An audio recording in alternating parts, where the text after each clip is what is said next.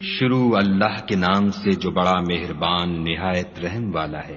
جو مخلوق آسمانوں اور زمین میں ہے خدا کی تسبیح کرتی ہے اور وہ غالب اور حکمت والا ہے۔ آسمانوں اور زمین کی بادشاہی اسی کی ہے، وہی زندہ کرتا اور مارتا ہے اور وہ ہر چیز پر قادر ہے۔ وہ سب سے پہلا اور سب سے پچھلا اور اپنی قدرتوں سے سب پر ظاہر اور اپنی ذات سے پوشیدہ ہے اور وہ تمام چیزوں کو جانتا ہے۔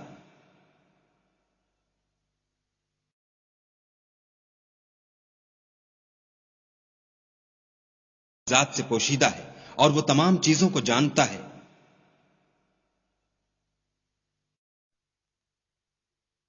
وہی ہے جس نے آسمانوں اور زمین کو 6 دن میں پیدا کیا، پھر عرش پر جا ٹھہرا۔ جو چیز زمین میں داخل ہوتی اور جو اس سے نکلتی ہے اور جو آسمان سے اترتی اور جو اس کی طرف چڑھتی ہے، سب اس کو معلوم ہے۔ اور تم جہاں کہیں ہو وہ تمہارے ساتھ ہے، اور جو کچھ تم کرتے ہو خدا اس کو دیکھ رہا ہے۔ آسمانوں اور زمین کی بادشاہی اسی کی ہے اور سب امور اسی کی طرف رجوع ہوتے ہیں۔ وہی رات کو دن میں داخل کرتا اور دن کو رات میں داخل کرتا ہے، اور وہ دلوں کے بھیدوں تک سے واقف ہے۔ تو خدا پر اور اس کے رسول پر ایمان لاؤ، اور جس مال میں اس نے تم کو اپنا نائب بنایا ہے اس میں سے خرچ کرو۔ جو لوگ تم میں سے ایمان لائے اور مال خرچ کرتے رہے ان کے لیے بڑا ثواب ہے۔ اور تم کیسے لوگ ہو کہ خدا پر ایمان نہیں لاتے، حالانکہ اس کے پیغمبر تمہیں بلا رہے ہیں کہ اپنے پروردگار پر ایمان لاؤ، اور اگر تم کو باور ہو تو وہ تم سے اس کا عہد بھی لے چکا ہے۔ وہی تو ہے جو اپنے بندے پر واضح المطالب آیتیں نازل کرتا ہے تاکہ تم کو اندھیروں میں سے نکال کر روشنی میں لائے۔ بے شک خدا تم پر نہایت شفقت کرنے والا اور مہربان ہے۔ اور تم کو کیا ہوا ہے کہ خدا کے رستے میں خرچ نہیں کرتے، حالانکہ آسمانوں اور زمین کی وراثت خدا ہی کی ہے۔ جس شخص نے تم میں سے فتح مکہ سے پہلے خرچ کیا اور لڑائی کی وہ، اور جس نے یہ کام پیچھے کیے وہ برابر نہیں۔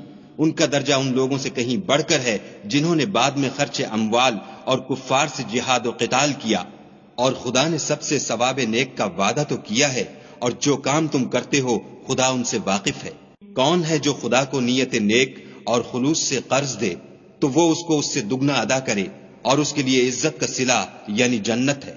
جس دن تم مومن مردوں اور مومن عورتوں کو دیکھو گے کہ ان کے ایمان کا نور ان کے آگے آگے اور داہنی طرف چل رہا ہے، تو ان سے کہا جائے گا کہ تم کو بشارت ہو کہ آج تمہارے لیے باغ ہیں جن کے تلے نہریں بہ رہی ہیں، ان میں ہمیشہ رہو گے، یہی بڑی کامیابی ہے۔ اس دن منافق مرد اور منافق عورتیں مومنوں سے کہیں گے کہ ہماری طرف نظر شفقت کیجئے کہ ہم بھی تمہارے نور سے روشنی حاصل کریں۔ تو ان سے کہا جائے گا کہ پیچھے کو لوٹ جاؤ اور وہاں نور تلاش کرو۔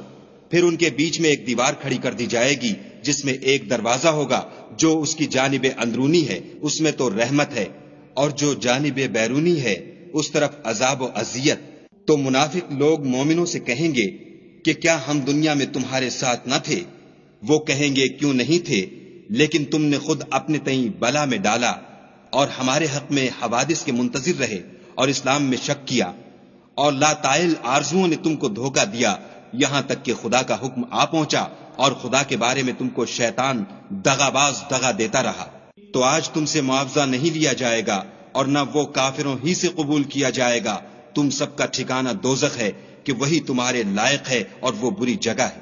کیا ابھی تک مومنوں کے لیے اس کا وقت نہیں آیا کہ خدا کی یاد کرنے کے وقت اور قرآن جو خدائے برحق کی طرف سے نازل ہوا ہے اس کے سننے کے وقت ان کے دل نرم ہو جائیں، اور وہ ان لوگوں کی طرح نہ ہو جائیں جن کو ان سے پہلے کتابیں دی گئی تھیں، پھر ان پر زمانے طویل گزر گیا تو ان کے دل سخت ہو گئے اور ان میں سے اکثر نافرمان ہیں۔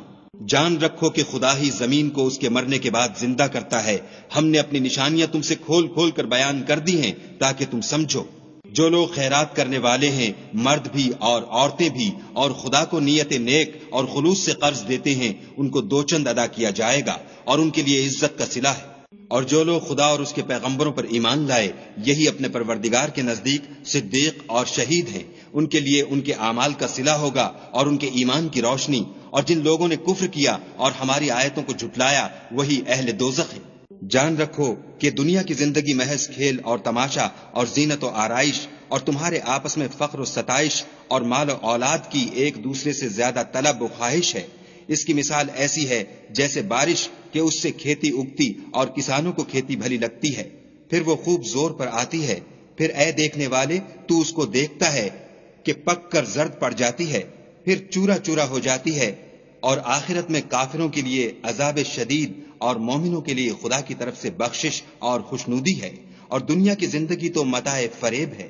بندو اپنے پروردگار کی بخشش کی طرف اور جنت کی طرف، جس کا عرض آسمان اور زمین کے عرض کا سا ہے، اور جو ان لوگوں کے لیے تیار کی گئی ہے جو خدا پر اور اس کے پیغمبروں پر ایمان لائے ہیں، لپکو۔ یہ خدا کا فضل ہے جسے چاہے عطا فرمائے، اور خدا بڑے فضل کا مالک ہے۔ کوئی مصیبت ملک پر اور خود تم پر نہیں پڑتی مگر پیشتر اس کے کہ ہم اس کو پیدا کریں، ایک کتاب میں لکھی ہوئی ہے، اور یہ کام خدا کو آسان ہے، تاکہ جو مطلب تم سے فوت ہو گیا ہو اس کا غم نہ کھایا کرو، اور جو تم کو اس نے دیا ہو اس پر اترایا نہ کرو، اور خدا کسی اترانے اور شیخی بگھارنے والے کو دوست نہیں رکھتا۔ جو خود بھی بخل کریں اور لوگوں کو بھی بخل سکھائیں، اور جو شخص روح گردانی کرے تو خدا بھی بے پرواہ ہے، اور وہی سزاوار حمد و ثنا ہے۔